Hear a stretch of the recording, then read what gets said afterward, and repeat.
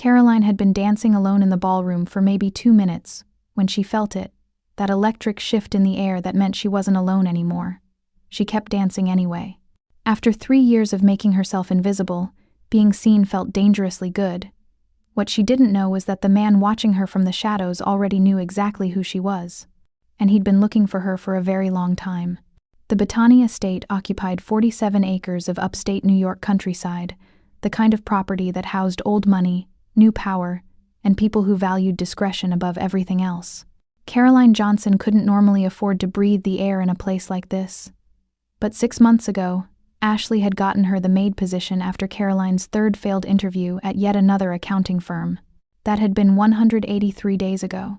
Now she stood in the grand ballroom at 11:47 p.m., surveying the aftermath of the annual charity gala, crystal champagne flutes abandoned on marble-top tables, gold-rimmed plates stacked by the service elevator. The lingering scent of wealth so old it didn't need to announce itself. Her reflection stared back from floor-to-ceiling windows.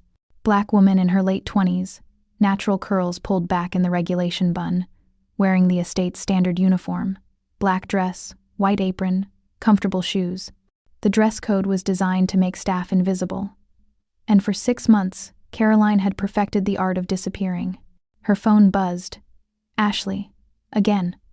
The 5th time this month her college roommate had been too busy, too distracted, promising she'd make it up to her. The 5th time Caroline had felt the sting of being the friend who was always understanding, always accommodating, always saying it's fine when it wasn't. She was tired. Tired of being invisible. Tired of being understanding. Tired of pretending that mopping floors in a mansion was somehow better than the career she'd destroyed to do the right thing. Caroline pulled out her earbuds, connected them to her phone, scrolled to the playlist she hadn't touched in 3 years. The one labeled Times Before Everything Went Wrong *. The music started. Something with a beat that made her hips move before her brain could object.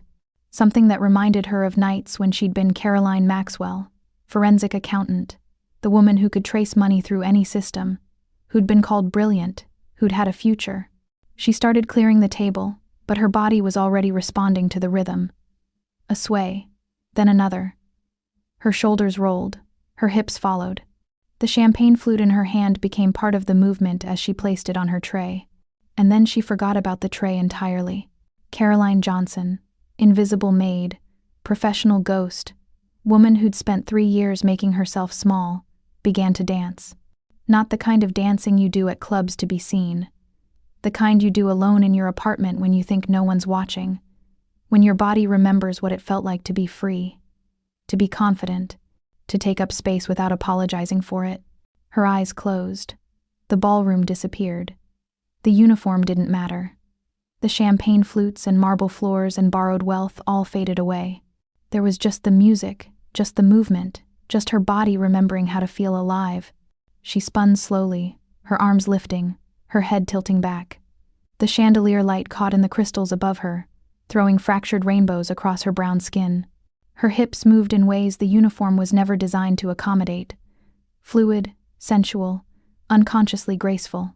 The natural curls she'd pinned back were coming loose, framing her face in a way that made her look younger, less guarded. For 2 minutes, maybe 3, Caroline forgot to be invisible. And then she felt it. That electric shift in the air, the weight of attention, the sensation of being watched that makes your skin prickle with awareness. She should stop.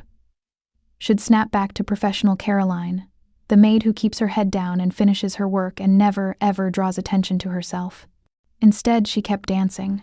Because after 3 years of making herself invisible, being seen felt dangerously good.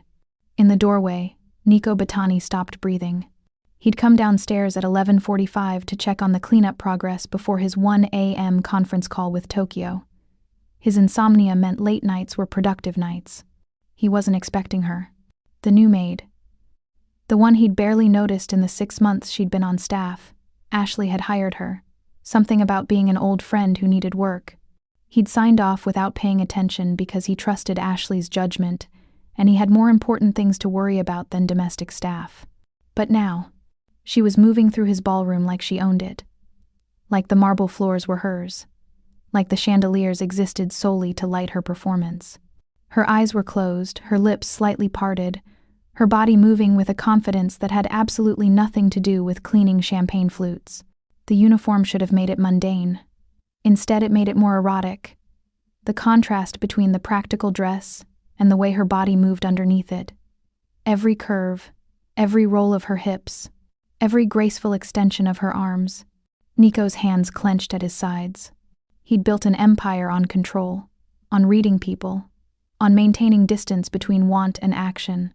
But watching her dance, this woman who was supposed to be invisible, who'd spent 6 months avoiding eye contact in staff meetings, he felt control slipping away like water through his fingers. For 90 seconds, he stood frozen in the doorway, watching with the kind of want that made rational thought impossible. The kind that made his pulse hammer and his mind go somewhere dark and possessive and entirely inappropriate for an employer watching an employee. Then she turned. The chandelier light caught her face fully. High cheekbones. Full lips. Skin like polished mahogany. Eyes still closed, lost in whatever music was playing through her earbuds.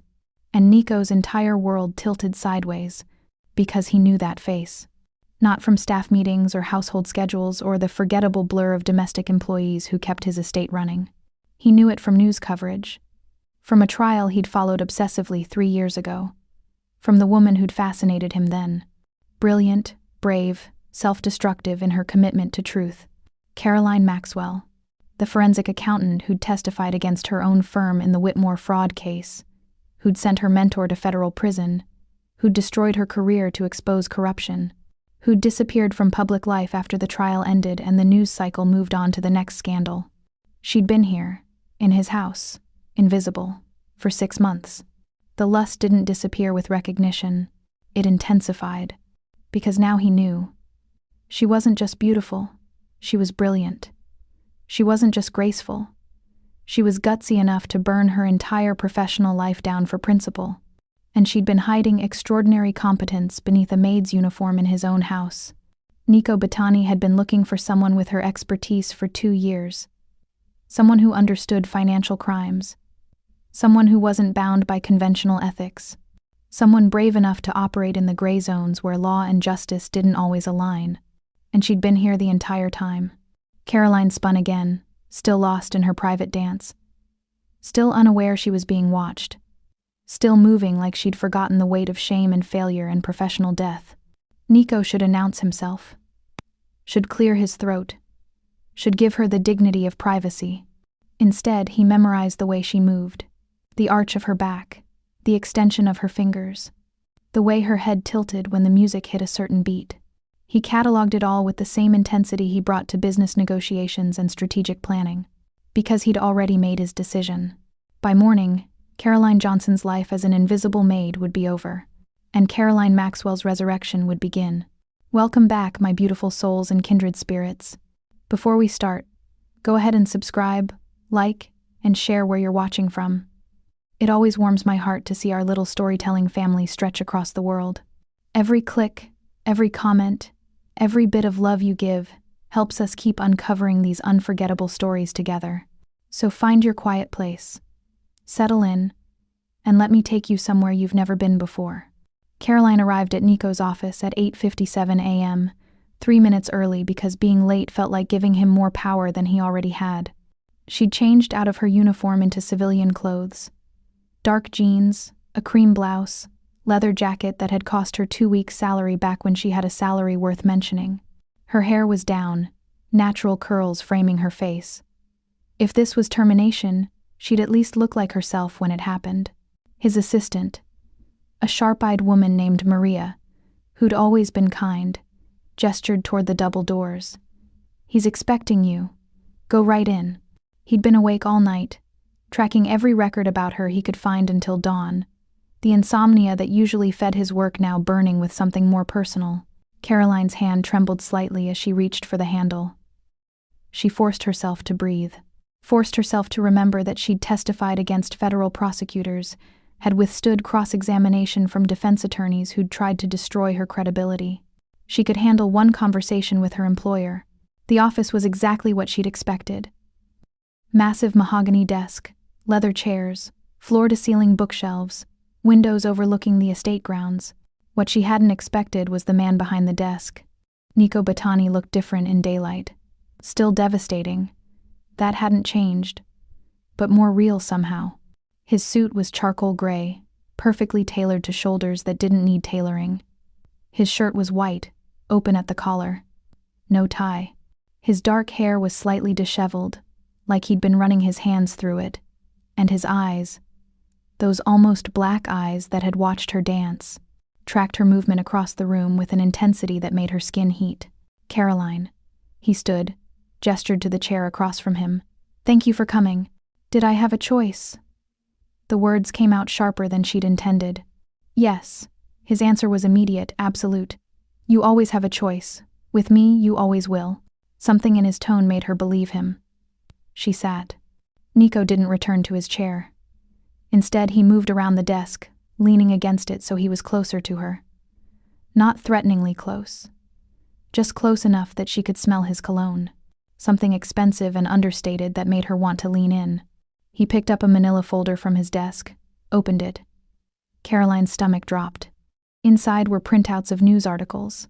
Her face stared back at her from glossy paper. Younger, more confident, standing on courthouse steps.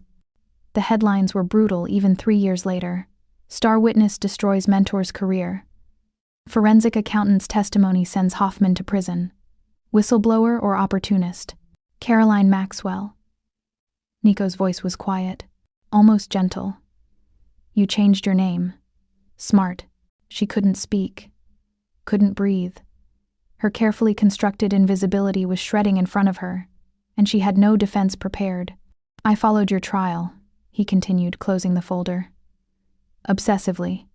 You fascinated me. Not just what you did, testifying against your mentor, but how you did it. You didn't just report the fraud, you built an irrefutable case. You anticipated every defense strategy. You were brilliant." Caroline found her voice. "I was unemployed. Because you chose truth over career. That's not weakness, Caroline. That's courage most people don't have." "Is this where you fire me?" She lifted her chin. "Because you could have done that via email." Nico's mouth curved slightly. Not quite a smile, more like appreciation. "I'm not firing you. I'm offering you your life back." The words hung between them. Impossible. "My life is cleaning ballrooms and avoiding eye contact," Caroline said flatly. "That's what's left." "No." He pushed off the desk, moved closer. Not into her space, but close enough that she had to tilt her head back to maintain eye contact. "That's what you've been hiding behind.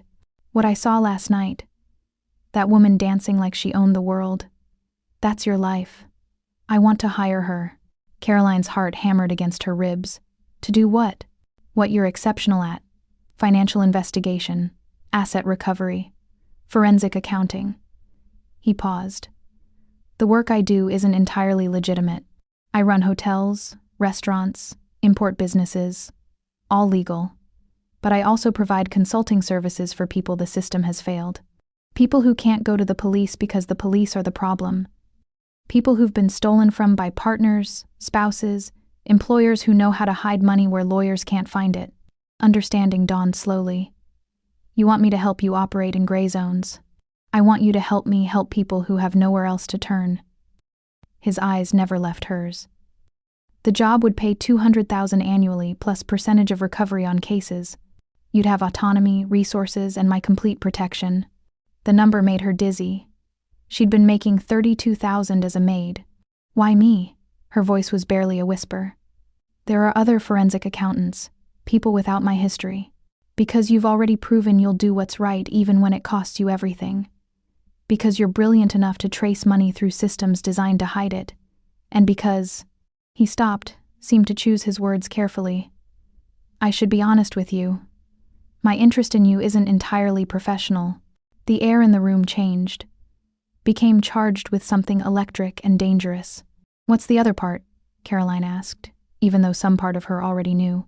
Nico's eyes traveled over her slowly. Not crude, not objectifying, deliberate, like he was memorizing her. "I want to know what you look like when you're not pretending to be invisible. I saw you last night. Confident, free, alive. That woman is who I'm hiring. not the maid who keeps her head down, and I'm attracted to her. Intensely. I thought you should know that before you decide. Caroline should stand up, should walk out, should report this to HR. Except Ashley was HR, and Ashley had ghosted her last night like she'd ghosted her 100 times before. Instead, she asked, "If I take the job, does the attraction become a problem?" "Only if you want it to." His honesty was disarming. "I won't act on it without your invitation, but I won't lie about it either. I want you, Caroline. Professionally, absolutely. But also personally, physically, in ways that have nothing to do with work. I'm telling you so there's no confusion, so you can make an informed choice." Her mouth was dry. "And if I turn this down? Then you go back to your shift tonight and I never mention this conversation again. You keep your position. No retaliation. You have my word." He straightened. "But I hope you don't refuse, because watching you dance last night wasn't just attraction, it was recognition. You're extraordinary, and I think you've forgotten that. I'd like to help you remember." Caroline stared at him. This man who'd watched her in her most unguarded moment, who knew her worst professional failure, who was offering her everything she'd lost: career, money, purpose, while admitting he wanted more than just her skills. It should terrify her. Instead, she felt something she hadn't felt in 3 years: possibility. "I need time to think." Her voice was steadier than she felt. "Take all the time you need." Nico reached into his pocket, pulled out a business card, held it out to her. When she took it, their fingers brushed. The contact was brief, accidental, and sent electricity racing up her arm. His eyes darkened slightly, like he'd felt it too. Caroline stood, tucked the card in her jacket pocket, walked to the door, paused with her hand on the handle, glanced back. He was watching her. Still. Always. With that intensity that made her feel exposed and seen in equal measure. "Caroline," his voice stopped her. "Whatever you decide, thank you for dancing. It's been a long time since anything surprised me. You did." She left without responding, but her heart was racing as she walked through the hallways of the estate. Past the other staff. Past the guest rooms and formal dining areas. To her small room on the 3rd floor where the help lived. She pulled out his card. Heavy stock, embossed lettering.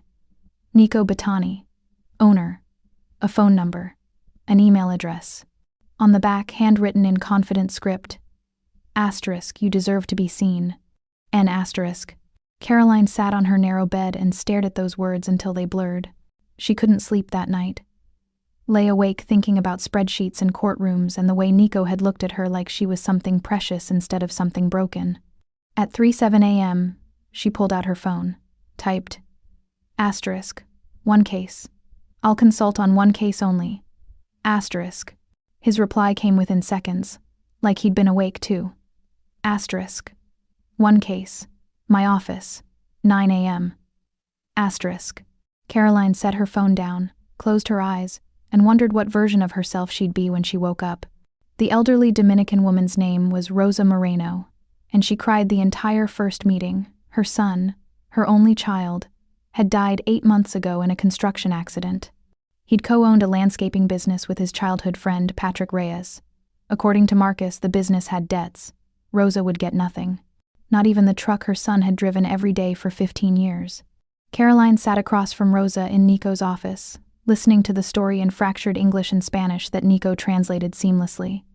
She watched Rosa's hands, gnarled with arthritis, clutching a photo of her son, and felt something crack open in her chest. "The books," Caroline said quietly. "I need to see the business books." Patrick Reyes had provided them, confident in his story. 3 leather-bound ledgers and a laptop with QuickBooks files. Nico slid them across the conference table to Caroline. She hesitated. Her hands hovered over the ledgers like they were burning. 3 years. She hadn't looked at a spreadsheet, a balance sheet, a general ledger in 3 years. The last time had been in that courtroom, explaining to a jury how her mentor had stolen $4.7 million from elderly clients, how he'd hidden it in offshore accounts and shell companies, how she'd traced every dollar, every transaction, until there was nowhere left for him to hide. The jury had believed her. The judge had believed her. And everyone she'd ever worked with had abandoned her for it. Her hands shook. Caroline. Nico's voice was low, meant only for her. Rosa had stepped out to use the restroom. To everyone else in the house, she was still Caroline Johnson, the quiet maid who kept her head down. Only Nico ever called her Maxwell, as if saying the name could summon back the woman she used to be. You don't have to do this. Yes, I do. She opened the first ledger. The numbers swam for the first 30 seconds. Then training kicked in. Years of education, natural talent, the gift she'd had since childhood for seeing patterns in chaos. The ledgers came into focus, and she saw it immediately. He's lying. Her voice was flat, certain. Patrick Reyes is lying. Nico leaned closer. Close enough that she caught his cologne again. Close enough that his shoulder nearly touched hers. Show me. Caroline's fingers flew across the laptop keyboard, opening files, cross-referencing entries. Look, income deposits here, $47,000 in April. But the corresponding invoices show $63,000 in completed work. Where's the other $16,000? Explain it to me like I'm not a forensic accountant. His voice held respect, genuine interest. He wasn't patronizing her. He wanted to understand. Marcus is skimming. See this. She pointed to a series of transfers. He's moving money to a personal account before it hits the business books. Small amounts. Nothing that would trigger audits. But over 18 months, it adds up. She worked for 4 hours straight. Barely noticed when Nico brought her coffee, exactly how she took it, though she'd never told him. Barely noticed when he sat beside her, watching her work, asking questions that sharpened her thinking instead of interrupting it. When she finally leaned back, she had the complete picture. $340,000, she said. Marcus has stolen $340,000 from his dead partner's widow. He's hidden it across 3 accounts. One in his name, one in his wife's name, one in a business entity that doesn't exist except on paper. Nico's smile was sharp and dangerous. Can you prove it? I already have. She turned the laptop toward him. Complete documentation, timeline, paper trail, everything you need. He looked at her like she'd performed a miracle. You're remarkable. Heat crept up Caroline's neck. She wasn't used to praise anymore. Wasn't used to anyone looking at her work with admiration instead of suspicion. What happens now? She asked. Now we visit Patrick Reyes. The confrontation happened in Marcus's office. A strip mall space between a nail salon and a tax preparation service. Caroline watched Nico work with the same fascination he'd watched her trace money. He wasn't violent, didn't threaten, didn't raise his voice. He simply laid out Caroline's documentation on Marcus's desk and said, You have 48 hours to return the money, all of it. Or I turn this over to the district attorney, and Rosa sues you in civil court. You'll lose the business, your home, and probably your freedom. Marcus's face went gray. I can't. You can. Nico's voice was ice. You've been stealing for 18 months. You know exactly where the money is. Transfer it back, or face the consequences. Marcus looked at Caroline. She met his eyes without flinching. She'd done this before. Sat across from people who'd stolen money, who'd justified it to themselves, who thought they were clever enough to hide it. She'd always been cleverer. 48 hours, Nico repeated. Then he stood, buttoned his jacket, and walked out. Caroline followed. In the parking lot, her hands started shaking again. Delayed adrenaline, that was. She couldn't find the word. Effective? Nico offered. He unlocked his car, a black Mercedes, and opened the passenger door for her. Terrifying, Caroline said, but she got in. The money transferred within 24 hours. All $340,000 plus interest. Patrick Reyes closed his business the same day. When Rosa Moreno came back to sign the paperwork, she hugged Caroline so tightly that Caroline couldn't breathe. Said things in Spanish that Nico didn't translate, but Caroline understood anyway. Thank you. God bless you. You gave me my son back. Later, standing in Nico's office after Rosa left, Caroline felt tears burning her eyes. I forgot, she whispered. I forgot what this feels like. Helping people. Using what I know to make things right. Nico was silent for a long moment, then, You didn't forget. You just stopped believing you were allowed to. She looked at him, really looked at him.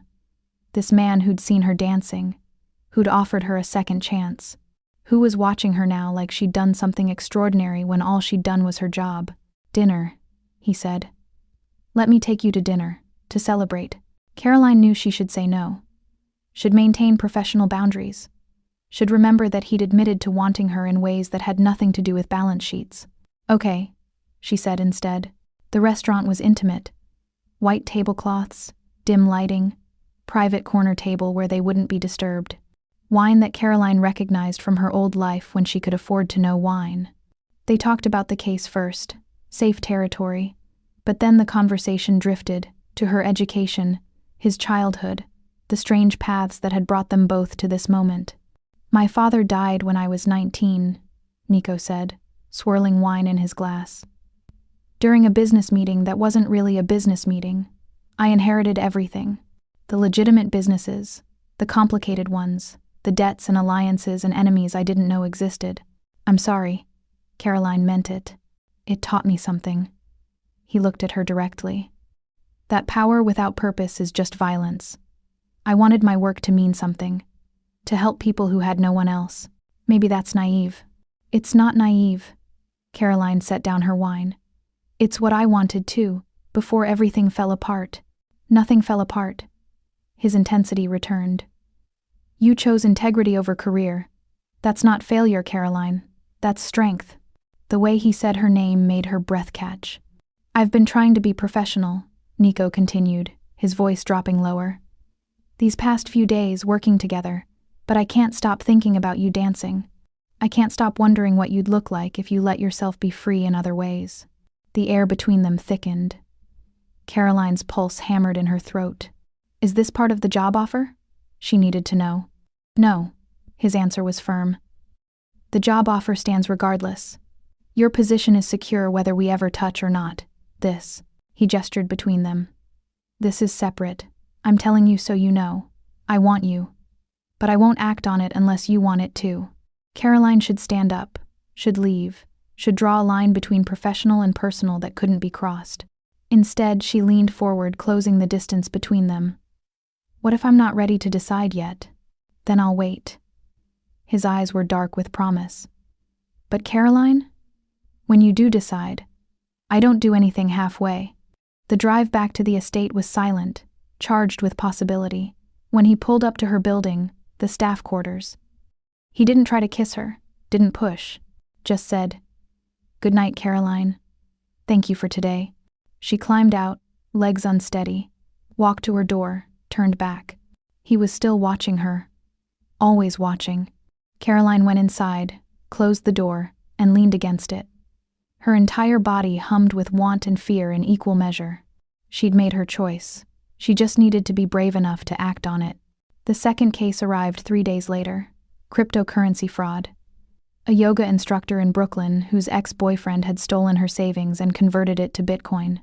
The woman, Jade, had screenshots of wallet addresses but no idea how to trace the transactions. "I can do this," Caroline said when Nico presented the case. He studied her. "It's technically complicated. Blockchain analysis. You'd need to." "I know what I'd need to do." She was already reaching for the documentation. "I've handled crypto cases before. When she'd been Caroline Maxwell, rising star at Whitmore & Associates. When complex cases were exciting instead of triggering. She didn't realize the difference until she was 3 hours deep into the blockchain data, staring at transaction chains on Nico's second monitor in his private office. It was after midnight. The estate was silent except for the soft sound of his keyboard. He was working on something else, giving her space but staying nearby. The numbers started swimming. Caroline blinked hard, tried to refocus. But the screen blurred, her chest tightened, her breathing accelerated. No. Not now. She'd been doing so well. 3 days of work without incident. 3 days of feeling competent again, of remembering why she'd loved this profession. But her body wasn't listening to logic. Her hands trembled. Her vision tunneled. She stood abruptly, chair scraping. "Bathroom." The word came out strangled. She didn't wait for Nico's response, just walked quickly to the attached bathroom, locked the door, and fell apart. The panic attack hit like a freight train. Her breathing turned ragged, hyperventilating. Her hands shook violently. The bathroom tiles spun. Flashbacks slammed into her. The courtroom, Bradley Hoffman's face when the verdict was read, his daughter crying in the gallery, the reporters outside asking how it felt to destroy a man who'd been like a father to her. Caroline pressed her back against the wall, slid down to the floor. She couldn't breathe, couldn't think. The numbers and the courtroom and the testimony all tangled together until she didn't know what was memory and what was present. A knock on the door. "Caroline." Nico's voice, calm but urgent. "I'm fine," she managed. The lie was obvious. "Open the door." "No. Just give me a minute." Silence. Then, "I'm coming in. It's locked." The lock clicked. Of course he had keys to his own bathroom. The door opened, and Nico stood there, taking in the scene. Caroline on the floor, tears streaming, shaking like she'd shatter into pieces. He didn't hesitate, didn't ask permission, just entered the small space and crouched in front of her. "Look at me," he said quietly. "Just me. Not the screen, not the case, just my eyes." She tried, failed. The panic was too strong. Nico took her hands, gently, carefully, and pressed them flat against his chest. "Feel that? My heartbeat. Breathe with it. In for 4 counts. Hold for 4. Out for 4. His heartbeat steady and strong under her palms. Real, present, alive. "In," he counted. 2, 3, 4. Hold. 2, 3, 4. Out. 2, 3, 4. Caroline focused on his heartbeat, on his voice, on the warmth of his chest under her hands. Slowly, so slowly. The panic receded. Her breathing steadied. The tears stopped. They stayed like that for 20 minutes. Him crouched in front of her, her hands on his chest, both of them breathing in sync. He didn't rush her, didn't try to fix it with platitudes, just held space for her to break. When she finally looked up, embarrassment flooded in. "I'm sorry. I'm so sorry. I can't believe I just..." "Don't." He cupped her face with both hands, his touch gentle. "Don't hide from me. I'm supposed to be professional, competent, not..." She gestured at herself, "falling apart in your bathroom. You are professional. You are competent." His thumbs brushed away the remnants of tears on her cheeks. "You're also human, and you've been through trauma that would break most people. This doesn't make you weak, Caroline. It makes you real." She wanted to believe him, but the shame was still there, bitter and familiar. "I've seen you dancing like you own the world," Nico continued, his voice low and intense. "I've seen you crack financial structures that would stump most professionals. And now I've seen you vulnerable. I want all of it, every version of you." Something in Caroline's chest cracked open. "Why?" "Because you remind me what brilliance looks like when it's unafraid. Not despite your trauma. Because of what you've survived. Because you're brave enough to try again even when it terrifies you." He paused. "My father died during a business meeting. Wrong place. Wrong negotiation. I was 19. For 2 years after, I couldn't enter certain restaurants without dissociating. I'd see the table layouts, smell the food, and I'd be back in that moment when they told me he wasn't coming home." Caroline's breath caught. "How did you survive it?" "Badly at first. Then I found someone who didn't try to fix me, who just sat with me in it until I could breathe again." His eyes never left hers. "Let me do that for you. You don't have to carry this alone." The kiss happened before Caroline made a conscious decision. One moment she was looking at him, the next her mouth was on his. Desperate, hungry. Months of tension released in a single point of contact. Nico kissed her back with equal intensity. His hands moved to her hair, angling her head so he could deepen the kiss. She tasted wine and want and something darker that made her body respond in ways it hadn't in years. Her hands fisted in his shirt, pulling him closer. The bathroom floor was uncomfortable, the position awkward, but neither of them cared. The kiss was everything, urgent and claiming and real. When they finally broke apart, both breathing hard, Caroline heard herself say, "This is a terrible idea." Nico's smile was sharp and genuine. "Absolutely. We work together. We do. You're my employer. Technically. His thumb traced her lower lip. Are you stopping? Caroline looked at him. This man who'd seen her at her worst and hadn't flinched, who'd held her while she broke, who kissed her like she was precious and dangerous in equal measure. No, she whispered. She pulled him back down, and this time the kiss was slower, deeper. His hands moved to her waist and she shifted closer, until she was practically in his lap on the bathroom floor. When his mouth moved to her neck, Caroline's head tilted back against the wall. His lips traced the line of her throat, found the hollow where her pulse hammered. Every touch made her body hum with need she'd forgotten she could feel. Not here, Nico murmured against her skin. Not on a bathroom floor. He'd promised himself restraint, but some promises only held until you saw the person you made them for. He stood, pulling her up with him. Led her out of the bathroom, through his office, to a door she hadn't noticed before. His private quarters. The penthouse bedroom above his office. The space was beautiful, masculine and clean. Floor-to-ceiling windows showing the estate grounds by moonlight. A massive bed with dark sheets. Everything expensive and understated. Caroline should be nervous, should second-guess, should remember all the reasons this was complicated. Instead, when Nico turned to face her, she stepped into his space, reached up and kissed him again. His control snapped. He pulled her against him, his hands sliding down her back, over her hips, lifting her until her legs wrapped around his waist. He carried her to the bed, laid her down gently, followed her down. They shed clothes between kisses. Her blouse, his shirt. Barriers removed until there was just skin and heat and want. His hands mapped her body with reverence, like he was memorizing every curve, every response.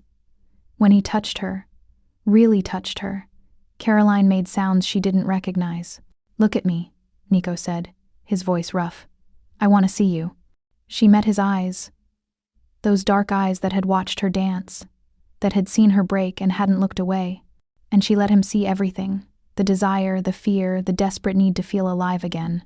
When they finally came together, it was intense and consuming. Not gentle, but not rough. Just honest. Caroline lost herself in the sensation, in the way he moved with her, in the way he whispered her name like a prayer. After, they lay tangled together in the dark, their breathing slowly returning to normal. Nico's arm was around her, her head on his chest, listening to his heartbeat. The same heartbeat that had grounded her during the panic attack. Regrets? He asked quietly. Caroline considered lying.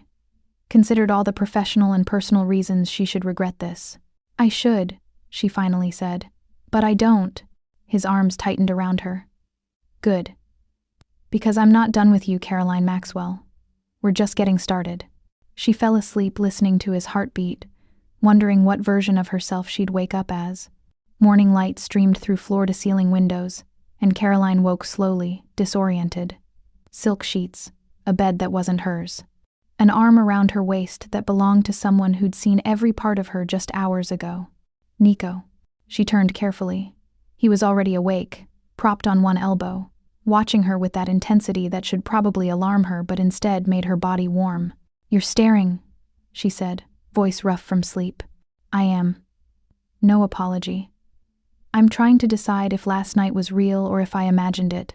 If you imagined it, I'm having the same hallucination. His mouth curved. Then we're both delusional. He traced a finger down her arm, raising goosebumps. Regrets in the daylight? Caroline thought about it honestly. About professional boundaries and power dynamics, and all the ways this could complicate her newly resurrected career.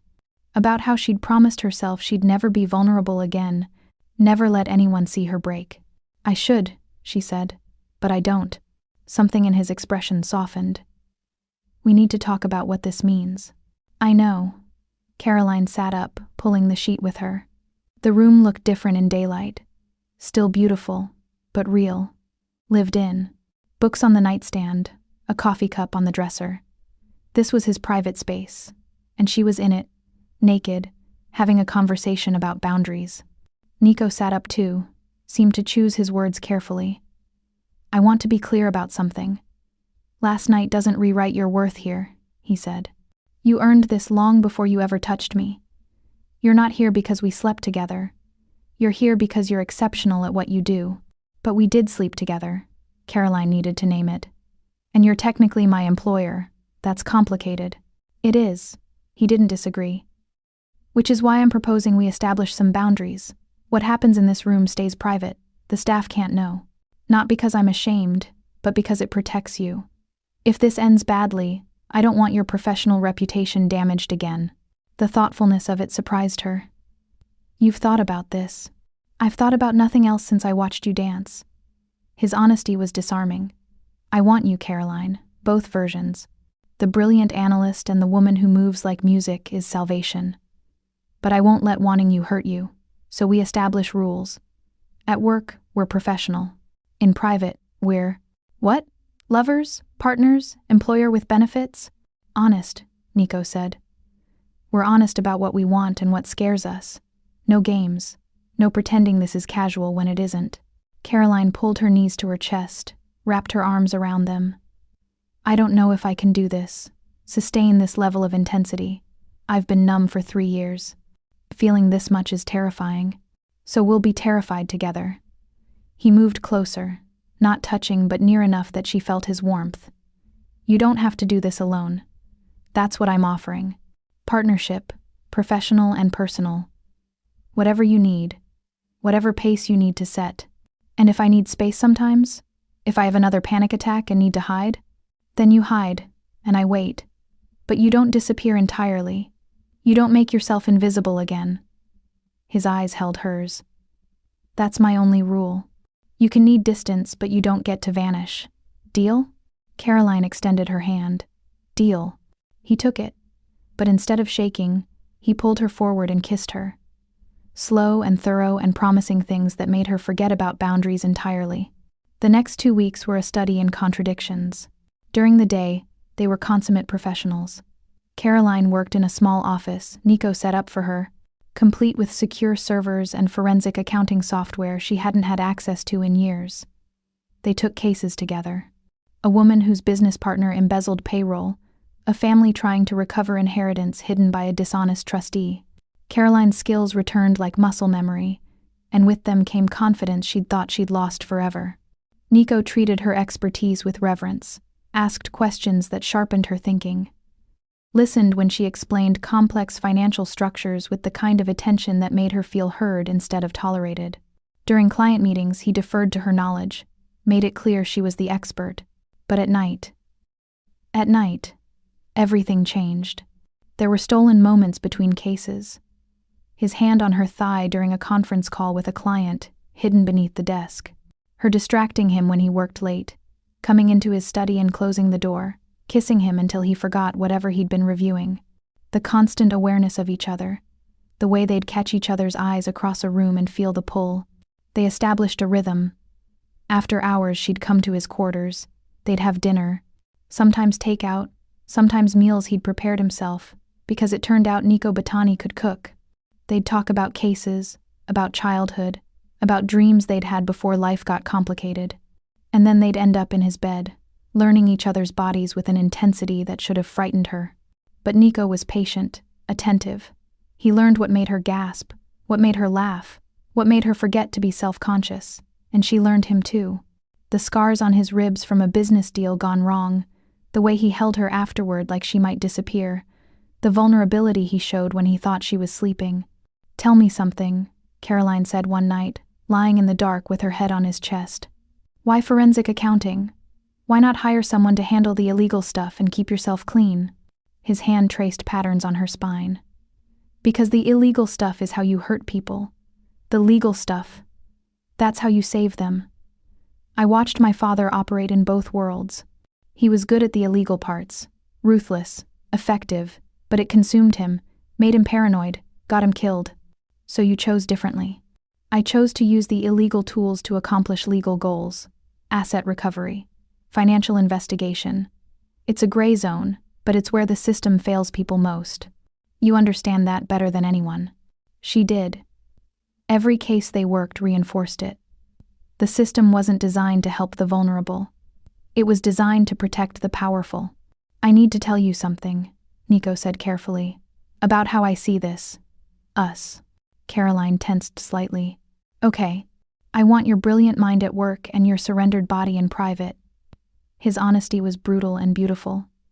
I want both versions of you, the analyst who can trace money through impossible systems, and the woman who dances like she's free. Is that unfair? Probably. But it's the truth. Caroline processed this, the intensity of it, the totality. You're obsessed. I am. No denial. With your mind, your body, the way you laugh when you solve a particularly complex puzzle, with the fact that you have panic attacks and still show up to work the next day. Yes, I'm obsessed. Does that scare you? It should. Instead, Caroline found herself saying, no. It makes me feel alive. Because it was true. For 3 years, she'd been numb, hidden, safe in her invisibility. Nico's obsession, his refusal to let her hide intellectually or physically, was forcing her back into existence. And it was terrifying and exhilarating in equal measure. I discovered something, Caroline said, needing to match his vulnerability. When you ask me to explain financial theories while we're in bed, you think I'm testing you? His voice held amusement. At first, yes. Then I realized you actually want to understand. You listen like my expertise matters beyond its utility. Because it does. You're not just useful, Caroline. You're fascinating. Watching your mind work is as compelling as watching your body move. The compliment shouldn't have affected her so deeply. But after years of being reduced to either her testimony or her failure, being seen as a complete person felt revolutionary. She kissed him slowly, deliberately. I don't know if I can sustain this intensity long term, but I want to try. Then we try. His arms tightened around her. Together. But intensity, Caroline discovered, had a cost. The nightmares started the 3rd week. Not every night, but often enough.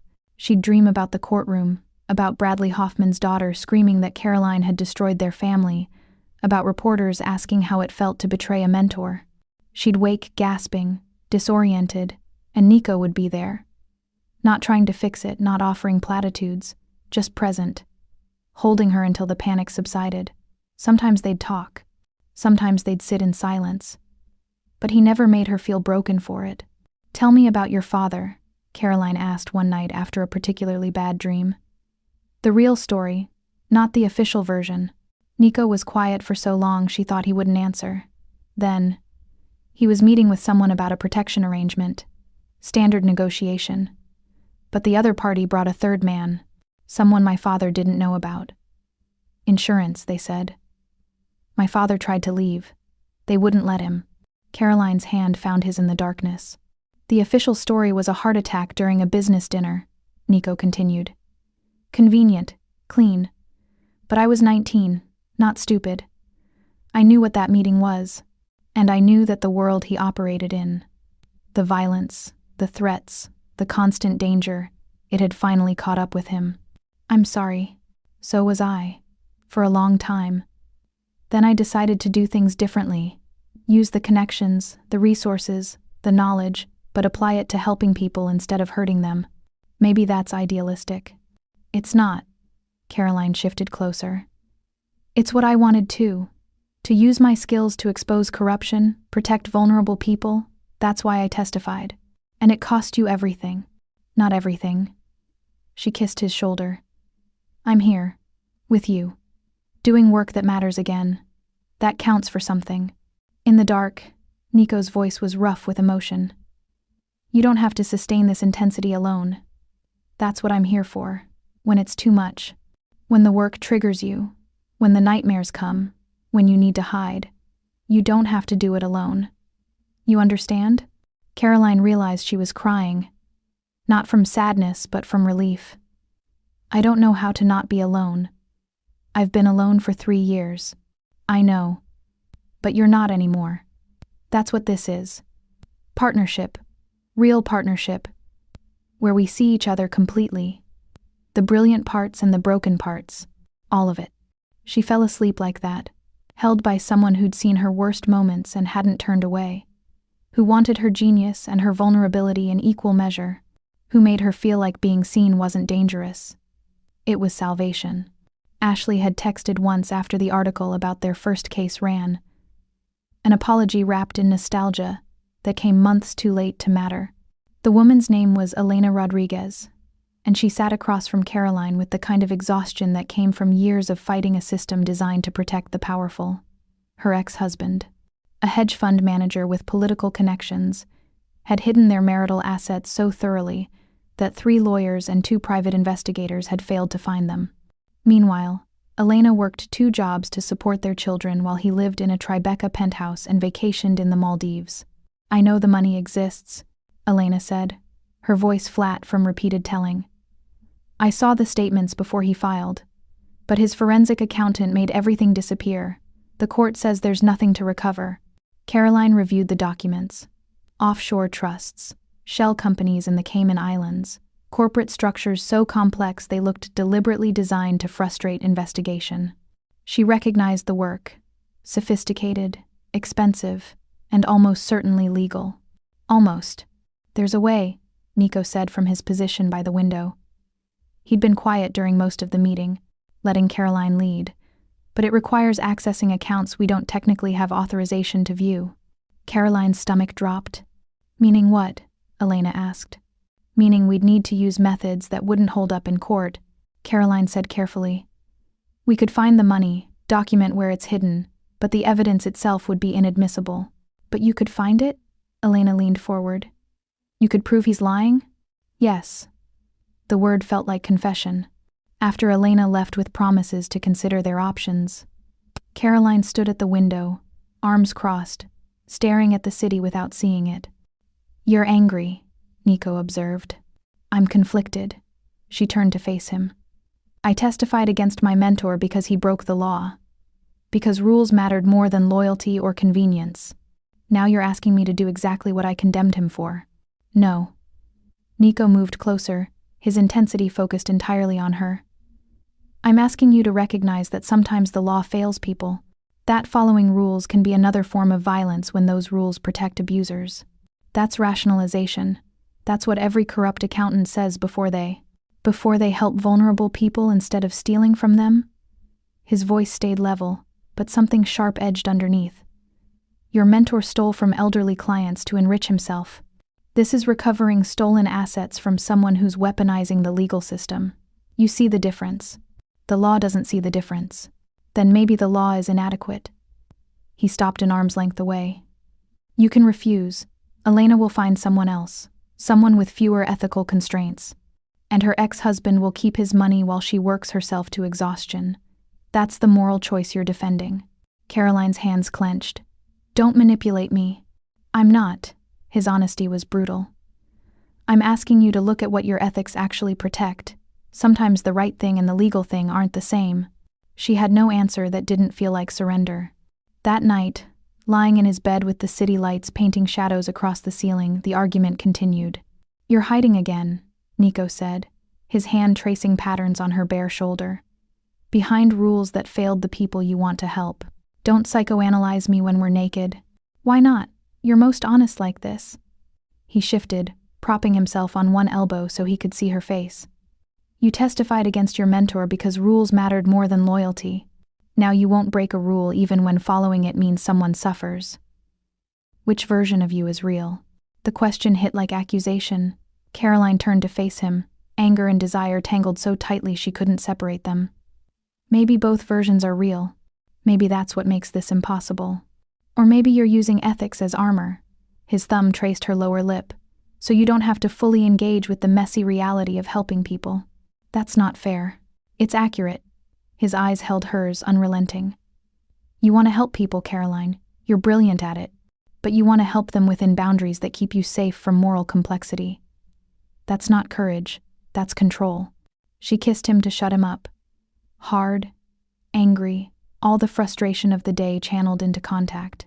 He kissed back with equal intensity, his hand fisting in her hair, angling her head so he could deepen the kiss.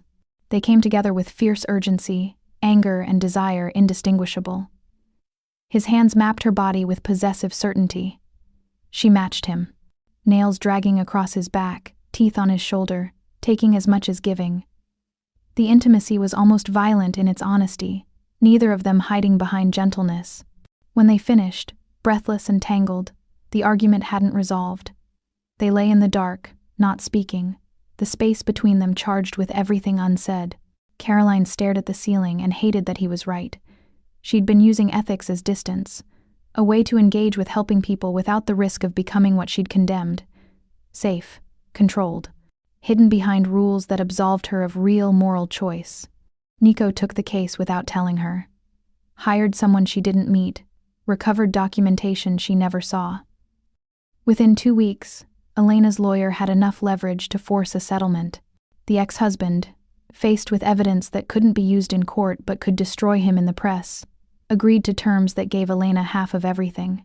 Caroline learned about it when Elena called to thank her, crying with relief. Her children would have stability. She could quit one of her jobs. The nightmare was over. I didn't help with that, Caroline said carefully. Nico told me you couldn't, professionally. But he said it was your analysis that made it possible. Thank you. Whatever you did or didn't do, thank you. After the call ended, Caroline sat in her office, staring at the phone. Her ethical line, the boundary she'd defended so fiercely, would have left that woman trapped, would have prioritized her own moral comfort over Elena's safety. She found Nico in his study, reviewing contracts. The next case like that, she said without preamble. I'll help. I'll do what's necessary. He looked up, his expression unreadable. Then he stood, crossed to her, cupped her face in both hands. That choice, he said quietly. The fact that you struggled with it, that you're making it consciously, that's why you're extraordinary. Not despite your ethics, because of them. Because you think before you act, because it costs you something. That night, he made love to her differently.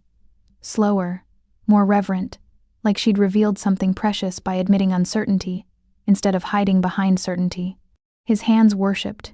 His mouth followed the architecture of her body with deliberate attention, his eyes never leaving hers. Afterward, with her head on his chest, his heartbeat steady beneath her ear, Caroline felt the shift between them. She wasn't just accepting his world, she was choosing it, consciously, with full understanding of what it meant. I'm terrified, she whispered into the dark. I know. His arms tightened around her. But you're not hiding. That's everything. The email arrived on a Tuesday morning. Sender name she'd spent 3 years trying to forget, Bradley Hoffman. Caroline stared at her screen, her coffee going cold in her hand. 2 lines. Asterisk, I'm out. Can we meet? I owe you a conversation. Asterisk. What's wrong? Nico's voice came from the doorway. She turned the laptop so he could see. Watched his expression shift. Not alarm, but careful assessment. You don't have to respond. I know. But her finger was already hovering over the reply button. I think I need to. The cafe was neutral territory. Busy enough for safety, quiet enough for conversation. Caroline arrived 15 minutes early, Nico beside her despite her protests. I'm not hovering, he'd said in the car. I'm backup. There's a difference. Now they sat in a corner booth, Caroline's leg bouncing under the table, Nico's hand steady on her knee. Bradley Hoffman walked in looking nothing like the man who dominated her memories. Thinner, gray at the temples, lines around his eyes that hadn't been there in the courtroom. He spotted her, hesitated, then approached. Caroline. His voice was rougher than she remembered. Thank you for agreeing to this. Nico's hand tightened slightly on her knee. Caroline didn't introduce him, didn't need to. Bradley's glance took in the expensive suit, the protective positioning, the obvious intimacy, and understanding flickered across his face. I won't take much of your time, Bradley said, sliding into the opposite seat. I just needed to tell you something, face to face. Caroline waited, her throat too tight for words.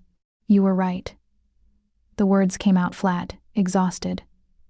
About everything, the fraud, the theft, what I'd become. I spent 3 years in federal prison convincing myself I was the victim, that you'd betrayed me out of ambition or jealousy, that the system had failed me. He paused, stared at his hands. Then, about 6 months ago, I finally let myself look at what I'd actually done, the clients I'd stolen from, the trust I'd violated, the career I'd destroyed. Yours, not mine. Mine deserved destroying. He looked up, met her eyes. You did the right thing, Caroline. You tried to tell me before you reported it. You gave me the chance to come clean. I chose to fight instead. Caroline's vision blurred. I'm working as a bookkeeper now, Bradley continued. For a nonprofit in the Bronx. Helping people file taxes, manage small business accounting, basic work, honest work. It's what I should have been doing all along. He reached into his jacket, pulled out a business card, slid it across the table. I'm not asking for forgiveness. I'm not asking for anything. I just needed you to know. You didn't ruin my life. You interrupted me from ruining more lives, including my own. The dam broke. Tears Caroline had held for 3 years spilled over, hot and unchecked. Nico's arm came around her shoulders, solid and grounding. I'm sorry, Bradley said quietly, that it cost you everything. That the system punished the whistleblower instead of protecting her. That's not on you. That's on all of us who made you pay for doing what was right. He stood, left the business card on the table, and walked out. Caroline cried in Nico's arms in that busy cafe, not caring who saw, finally releasing the guilt she'd carried like penance. Bradley had needed ruining. The testimony had been necessary. She could forgive herself. The job offer arrived 3 days later. Senior forensic accountant position at Morrison & Hayes, one of the top investigative firms in New York. 6-figure salary, full benefits, complete professional rehabilitation. They'd followed her consulting work, they explained in the formal letter. They'd heard impressive things. Caroline sat in Nico's office, the offer letter spread across his desk between them. You should consider it, he said, his voice carefully neutral. You want me to take it? I want you to have the choice. He leaned back in his chair, eyes unreadable. This is everything you lost 3 years ago. Legitimacy, professional respect, a career that doesn't operate in gray zones. But I think you should shadow there for a week, see what it feels like, make an informed decision. The Morrison and Hayes offices were everything Caroline remembered about legitimate accounting. Glass and steel, ergonomic chairs, compliance protocols, structured hierarchy, professional, ethical, safe. She shadowed senior accountant Marcus Webb for 5 days, watched him work cases that mattered, corporate fraud, embezzlement, asset recovery, all within legal boundaries, all billable at premium rates, all helping clients who could afford $300 hourly fees. On the 3rd day, a woman called asking for help. Her business partner had stolen from their shared account. She couldn't afford the retainer. Marcus was sympathetic but firm. Firm policy required payment up front. Caroline thought about Elena, about Rosa Moreno, about all the cases she and Nico had taken on contingency because the clients couldn't pay. On the 5th day, Marcus invited her to lunch, made the formal offer over salads. We'd love to have you on the team, he said. Your reputation precedes you, what you did. Testifying despite the personal cost. That takes integrity we value here. Caroline looked at him. Earnest, competent, operating within systems designed to protect people who could afford protection. Good work, important work, just limited. Can I think about it? She asked. Of course, take your time. That night, Nico was different, tense. He poured wine with controlled precision, his movements careful in a way that signaled restraint rather than relaxation. How was the firm? He asked. Professional, legitimate, everything I used to want. But, Caroline set down her glass. If I take that job, we'll have to end this, won't we? The muscle in his jaw tightened. The conflict of interest would destroy you professionally. I won't let that happen. So this is an ultimatum. Safe career, or you. No. He moved closer, his intensity focused and sharp. This is honesty. I want you to stay. I want you to choose this work. Choose me. Choose the messy, complicated reality we've built. But I need you to choose it freely. I need to know you're not staying because it's easier or because you're afraid to leave. That's manipulative. It's honest. His hand cupped her face, thumb tracing her cheekbone. I want you, Caroline. Professionally, personally, completely. But I won't trap you with desire or dependence. You walk into that legitimate firm, you'll have everything you lost. Except me. Except this. His kiss was claiming, possessive, edged with something that felt like desperation. Caroline kissed back with equal intensity, anger and want tangled together. "I hate that you're making me choose." "I hate it too." His forehead pressed against hers. "But you need to, for yourself, not for me." That night, the intimacy was different.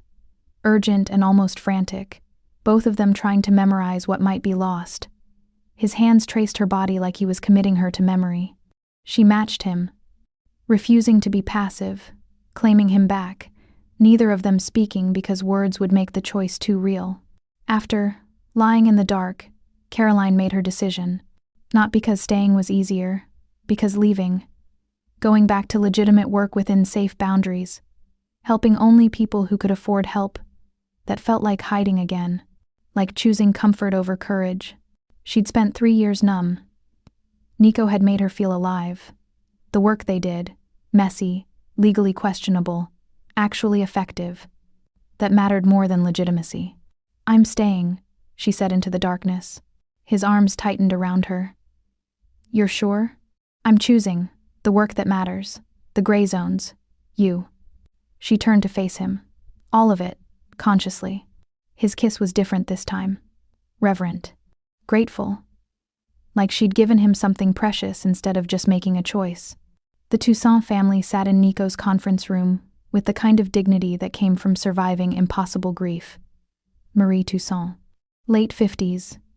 Haitian accent still strong after 30 years in America, held a photograph of her daughter. Nadine was 23, she said, her English careful and precise. Nursing student, she was walking home from the hospital when the car hit her. The driver, Bradley Ashford, son of a real estate developer, had been drunk, texting, doing 60 in a residential zone.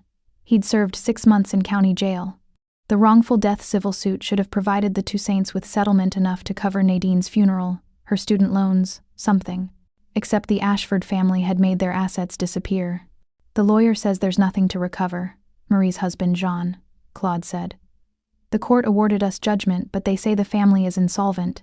We know this is not true, but we cannot afford investigators, cannot afford to fight." Caroline looked at the financial documents they'd managed to gather. Corporate structures spanning 3 states, trusts in Delaware and Nevada, property held through LLCs with anonymous beneficial owners. The work was sophisticated, expensive, and clearly designed to frustrate exactly this kind of judgment enforcement. It was also the most complex case she'd handled since her days at Whitmore and Associates. "How long?" Nico asked her quietly. Caroline studied the documents, her forensic accountant brain already mapping connections. 3 weeks, maybe 4, if I can access the records I need. You'll have everything, whatever you need. The investigation consumed her. Caroline worked 16-hour days, tracing corporate registrations and property transfers, following money through shell companies and nominee shareholders. Nico worked beside her, not doing the analysis but supporting it. Coffee at 3 in the morning, questions that sharpened her thinking. The steady presence of someone who believed she could do this. They fell into rhythm. Professional partnership seamless and total. She'd explain a particularly complex corporate structure, and he'd ask exactly the right question to help her see the pattern. He'd review contracts while she mapped transactions, both of them working in companionable silence, broken only by occasional insights. The sexual tension was constant, but delayed. His hand on her thigh during a late-night review session, a promise of later. Her leaning against him while reviewing documents, feeling his breath catch. Stolen kisses in the elevator between meetings. The awareness that when they finally had time, the release would be intense. 2 weeks in, Caroline found the first major asset. A vacation property in Vermont held through a trust with Jean Ashford's college roommate as nominee trustee. She mapped the connection, documented the ownership chain, felt the familiar rush of pieces falling into place. "There's more," she told Nico that night. "This is just the start." By the end of week 3, she'd uncovered it all. Real estate in 4 states. Investment accounts held through family trusts.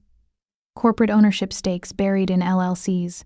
$2.3 million in assets the Ashford family had claimed didn't exist.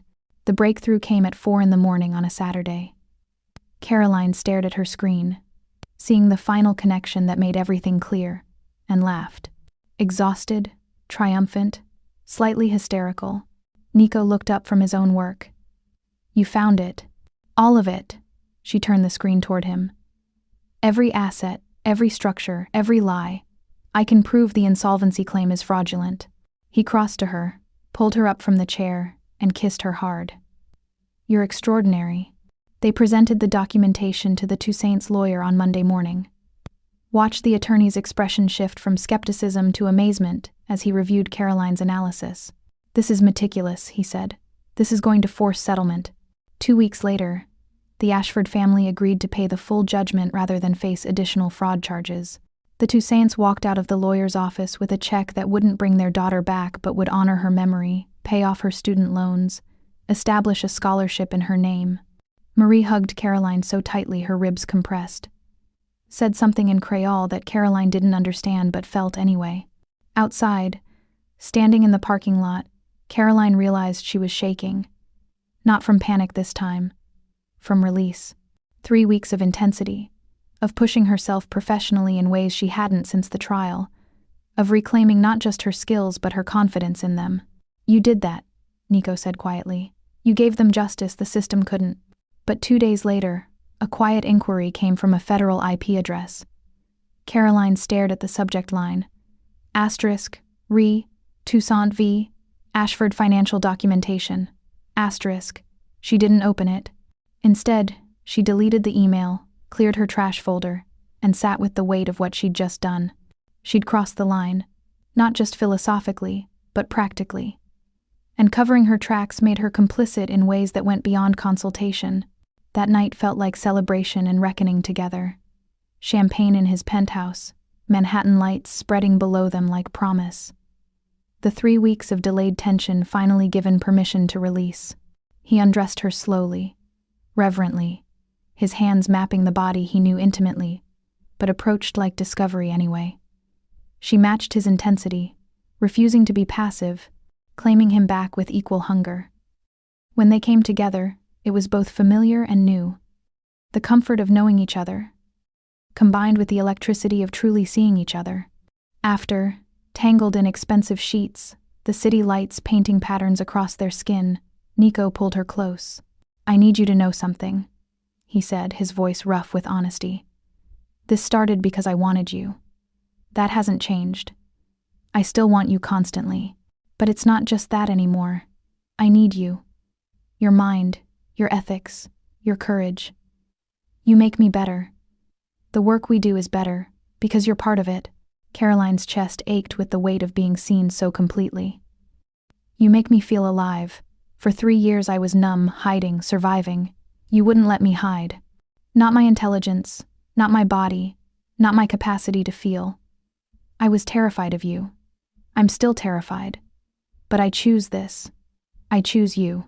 I choose the messy, complicated, legally questionable work that actually helps people."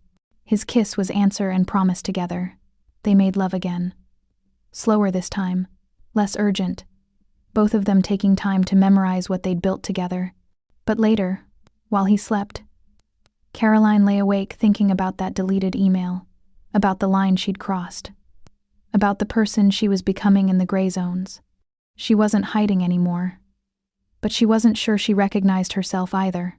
Morning light found them tangled together, exhausted and satisfied. Caroline woke to find Nico already awake, watching her with that intensity that should probably concern her but instead made her feel precious. "I turned down the Morrison and Hayes offer," she said without preamble. "Formally, yesterday." His expression shifted. Relief and something deeper. "Are you sure?" "Stop asking me that." She propped herself on one elbow. "I'm sure. I spent 3 years punishing myself by hiding. You didn't let me hide. Not my intelligence, not my body, not my capacity to feel things. You've been obsessed with me, and it should scare me. But it doesn't. Because your obsession sees me completely. All the broken parts and all the brilliant parts. I'm not defaulting. I'm choosing.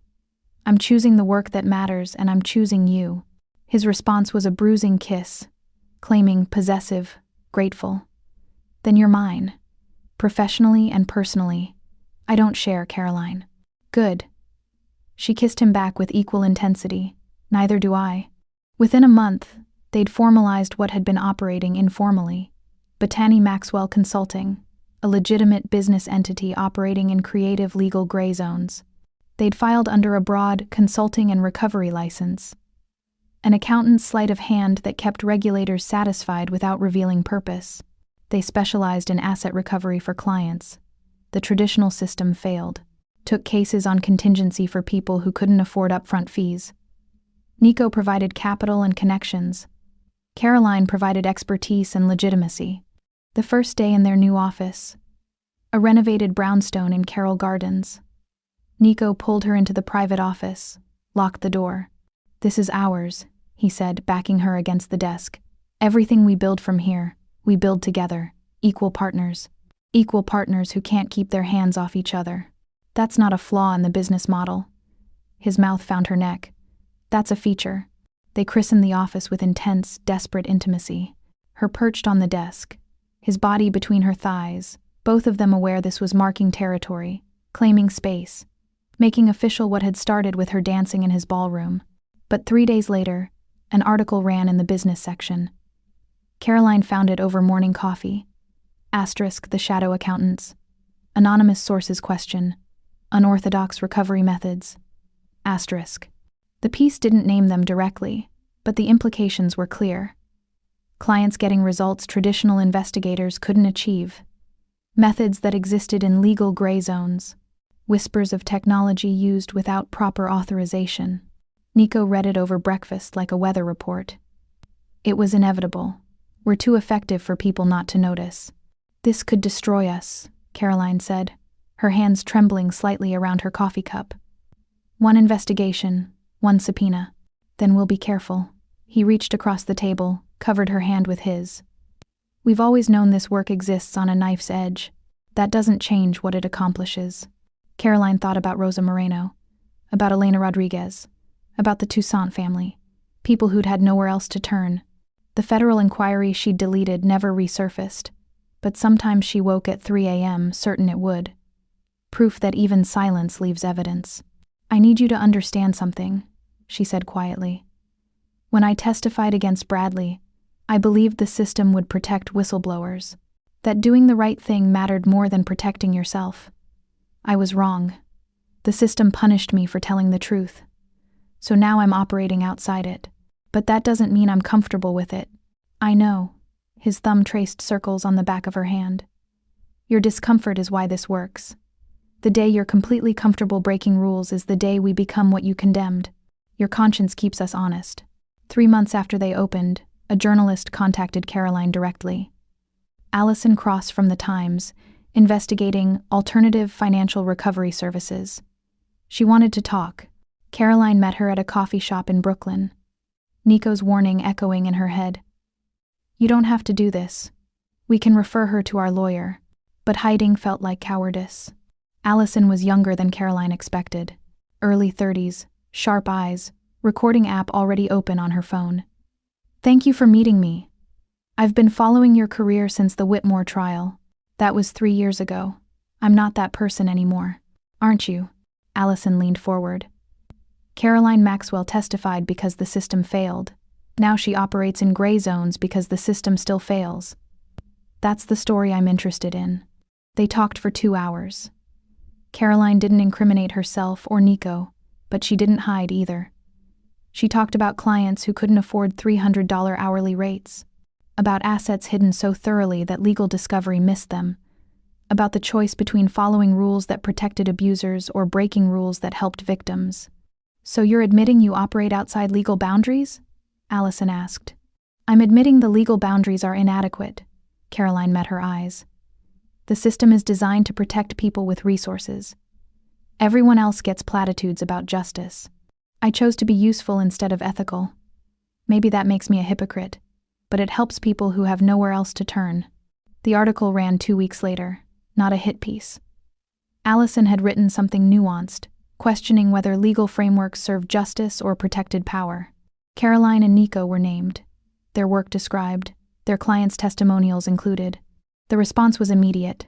3 new client calls within hours, 2 lawyers threatening investigation. One message from Bradley Hoffman. Asterisk proud of you. You're doing what I should have. Using your skills to help instead of hide. B asterisk. That night, Caroline stood on the back deck of the brownstone they now shared, watching the city lights. Nico came up behind her, wrapped arms around her waist, and they stood in comfortable silence. No regrets? He asked. Caroline thought about the legitimate career she'd turned down, the safe path she'd rejected, the decision to operate in gray zones, to let herself be seen completely, to trust someone enough to be vulnerable. None, she said. This is exactly where I'm supposed to be. 6 months later, they hired Maya Torres. 25. Brilliant. Recently fired from a Big Four accounting firm for questioning ethics violations she'd discovered. Caroline saw herself in Maya's guarded intensity, her need to prove herself, her fear that one mistake had ended her career. It hasn't, Caroline told her during the interview. It's just redirected you somewhere you might actually help people. Training Maya became Caroline's unexpected passion, teaching her to trace money through shell companies, to recognize patterns in seemingly clean books, to understand when rules served justice and when they protected corruption. But Maya questioned everything. Asked uncomfortable questions Caroline had learned to stop asking herself. Is this legal?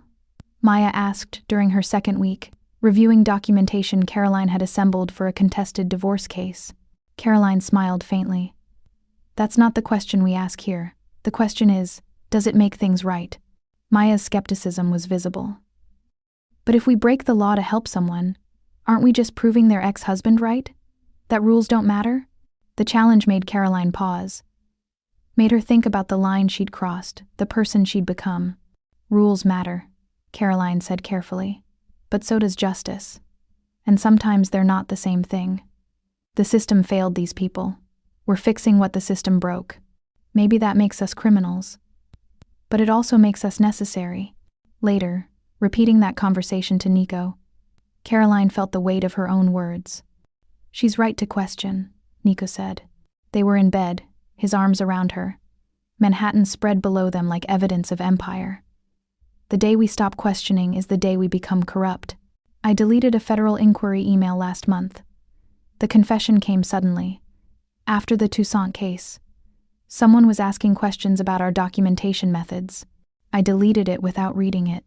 His arms tightened around her. You're afraid. I'm complicit. She turned to face him. I crossed my own line, Nico. The one I swore I'd never cross. And the worst part? I'd do it again. Because that family got justice. Because Nadine Toussaint's death meant something instead of nothing. So what does that make me? Human. His hand cupped her face. You're not hiding behind rules anymore. You're making actual moral choices. Messy, complicated, costly choices. That's not corruption. That's courage. Or it's how corruption starts. How do we know the difference? We keep questioning. We keep seeing the cost. We remember why we do this. His eyes held hers, dark and intense. My father stopped questioning. He convinced himself the violence was necessary, the threats justified. He lost himself in the gray zones. But you're still afraid. You still feel the weight of every boundary we cross. That fear keeps us honest. A year after they opened, Batani Maxwell Consulting occupied 3 floors of the Carroll Gardens brownstone. 5 employees, including Maya. Cases ranging from simple asset traces to complex international fraud investigations. A reputation for getting results traditional investigators couldn't. Caroline stood in the conference room late one evening, reviewing financials with Nico. Business licenses on the wall. Her restored professional credentials beside them. She'd successfully petitioned to reclaim her original name, to stop hiding behind the alias she'd adopted in shame. We're legitimate, she said, almost wondering. Strange how that works. We operate in gray zones, but we're registered, licensed, paying taxes. That's the beauty of it. Nico came up behind her, arms sliding around her waist. We exist in the space between legal and illegal. We help people the system fails, but we do it through structures the system recognizes. Does that make it better or worse? It makes it sustainable. He turned her to face him. We're not criminals, Caroline. We're people who understand that law and justice aren't always the same thing. We've built something real here. Something that matters. She kissed him slowly, deliberately. I never want to lose this. The work that matters. The partnership. You. You won't. His response was fierce. We built this together, equal partners in every way. My obsession with you hasn't dimmed. It's deepened. I look at you during client meetings and still can't breathe. I watch you work and fall more in love with your mind. I hold you at night and wonder how I existed before you. Love? The word caught her off guard. Love. No hesitation. I'm in love with you, Caroline. Have been since I watched you dance. But I'm in love with all of you now. The genius and the trauma, the courage and the fear, the woman who testifies against mentors, and the woman who deletes federal emails to protect people. All of it. Tears burned her eyes. I love you too. I didn't think I could feel this much after everything. But you made me feel alive. You made me believe being seen completely wasn't dangerous. It was necessary. That night, their intimacy was different. Tender and fierce together. Celebration and promise combined. His hands worshipped her body with familiar reverence. She met him with equal passion, neither of them hiding, both of them completely exposed. After, tangled in sheets, the city lights painting patterns across their skin, Caroline felt the rightness of it. They'd built an empire on moral complexity, on choosing to help instead of hide, on refusing to let the system's inadequacy become an excuse for inaction. 3 years ago, she'd been invisible. A maid hiding from her past, convinced she'd destroyed her only chance at meaningful work. Now she was Caroline Maxwell again. Forensic accountant, business owner, partner in every sense of the word, seen completely by someone who loved her, not despite her complexity but because of it. Sometimes the best decisions are the reckless ones, she murmured into the dark. Nico's arms tightened around her. And sometimes being seen is exactly what you need to feel alive. They'd built something together in the gray zones. Professional empire and personal salvation intertwined. It wasn't perfect. It wasn't entirely legal. But it was real, and it mattered, and it helped people who had nowhere else to turn. Caroline fell asleep listening to his heartbeat, the same rhythm that had grounded her during her first panic attack in his bathroom. The same steady presence that had held her while she broke and rebuilt herself. She wasn't hiding anymore. She was exactly where she was supposed to be. Seen, wanted, loved, and whole. Building empire in the shadows. Dancing in the light. And somewhere beyond the light, the shadows waited. Proof that even the cleanest empire leaves a trace. If this story made you feel something, if Caroline's resurrection resonated, if Nico's obsession felt both dangerous and right, if their partnership in the gray zones spoke to something in you, drop a comment telling me your favorite moment. Share this with someone who believes in second chances and dangerous love. And remember, you deserve to be seen completely. Broken parts, brilliant parts, all of it. That's not just romance. That's revolution. This is Caroline and Nico's story. A dance in the dark that became a partnership in the light. Thank you for listening. Until next time, keep choosing the reckless thing. It might just save you.